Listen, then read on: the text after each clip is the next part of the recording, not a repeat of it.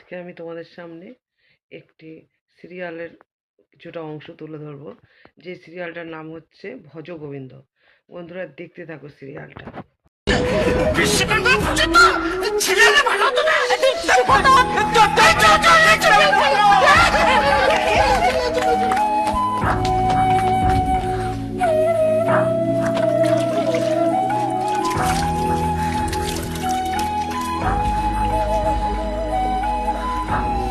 এক মিনিট গোবিন্দ, কি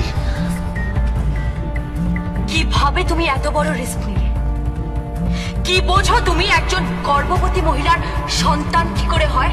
answer me, how do you no?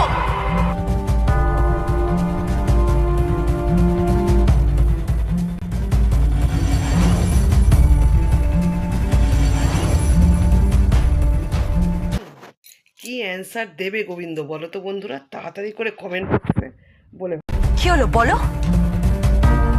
Answer me. কথা বলছো না কেন তুমি? কোন সাহসে তুমি এত বড় রিস্ক নিলে? ওর যদি কিছু হয়ে যেত, ওর বাচ্চার যদি কিছু হয়ে যেত, আমি তোমাকে পুলিশে দিতাম। ইউ আর আ ক্রিমিনাল, তুমি একজন ক্রিমিনাল, তোমার শাস্তি হওয়া দরকার।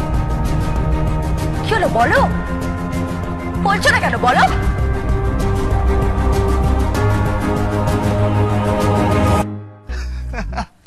রান্না করা, বাসন মাজা, কাপড় কাচা, কুন্ড কাটা, জুতো সেলাই, চণ্ডীপাঠ সব করতে পারি। যদি ডেলিভারি কেসের দরকার হয় সেটাও করতে পারে গোবিন্দ। নামটা মনে রাখবেন, গোবিন্দ চলি। Hey, listen. He's crazy. পাগল কি করে করলো? কি করে করলো? কি গো, শিবালি মাসি, কি স্ত্রী মনে মনে এখন কি জল্পনা করছে বলতে পারবে বন্ধুরা?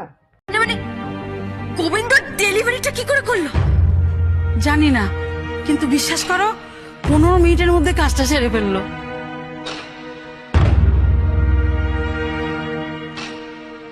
15 মিনিটের মধ্যে ডেলিভারি করে ফেললো? কে ছেলেটা? ও কে? ডালি দেবী, ডালি দেবী, ডালি দেবী, আসছি। কোথায় গেছিলেন? মরতে। মরতে? কোথায় মরতে গেছিলেন? বাথরুমে। যে তো আর বাথরুম নয়, ইচ্ছে করছে না দিয়ে দুখা। সে তো হাত বাড়িয়ে রেখেছেন কখন আমাকে দুঘা দেবেন। বলছিলাম কি, আরে বিছানাটা করে দেবেন, শরীরটা না কেমন ম্যাচ ম্যাচ করছে। ও ম্যাচ করছে তাই না? কেন নিজে করতে পারছো না? আরে যদি বউ একটু বিছানা করে দেয় না, খুব ভালো লাগে, খুব ভালো লাগে। আরে অগ্নি সাক্ষী করে এমনি এমনি বলেছি নাকি যে আপনি। ডালি কি এখন গোবিন্দকে সত্যি সত্যি বিছানা করে দেবে? কি মনে হয় তোমাদের বন্ধুরা? কমেন্ট বক্সে লিখে যাও। আমার অর্ধাঙ্গিনী। ও বিছানা করার সময় আমি তোমার অর্ধাঙ্গিনী, আর এমনি সময় যখন আমার পেছনে লাগো তখন মাথায় থাকে না গোবিন্দ? আরে দিদিমণি, এমনি কি আর আপনার পেছনে লাগি? আপনাকে যে ঢিট করতে হবে, আপনার যে বদ দোষগুলো আছে সেগুলোকে তো ঠিক করতে হবে। কি আমার বদ দোষ আছে? শুনি না, শুনি আমার কি এমন বদ দোষ আছে? আরে সে আর আমি কি বলবো বলুন? এই যে বাইরে গিয়ে জিজ্ঞেস করুন সবাইকে, 1000টা বদদোষ দেখিয়ে দেবে। আমি শুধু জানতে চাইছি আপনি বিছানা করবেন কি না। না, আমি বিছানা করতে পারবো না।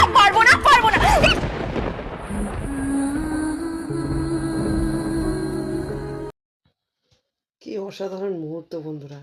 সিরিয়ালটা দেখতে দেখতে এই জায়গাটা আমার এত ভালো লেগেছিল। তোমরা দেখতে থাকো।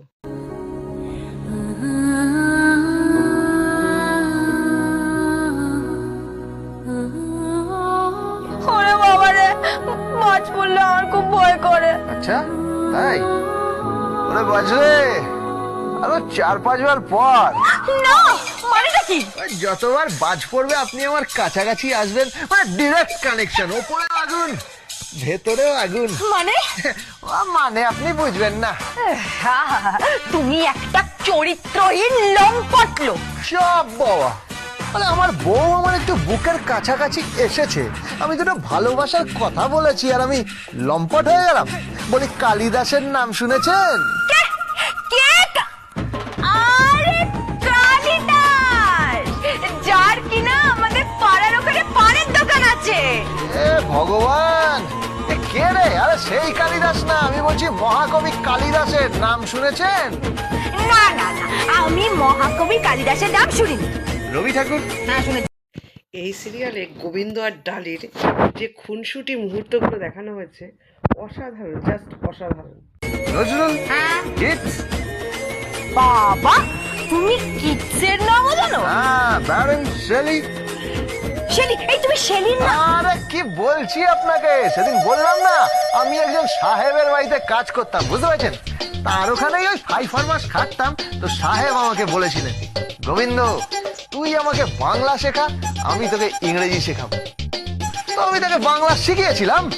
কি? কুচ্ছটিকা। হ্যাঁ, তারপর উনি সব বিখ্যাত কবিদের লেখা পড়ে আমাকে শোনাতেন। Stopping by the woods, a bridal song by Robert Frost. তারপর?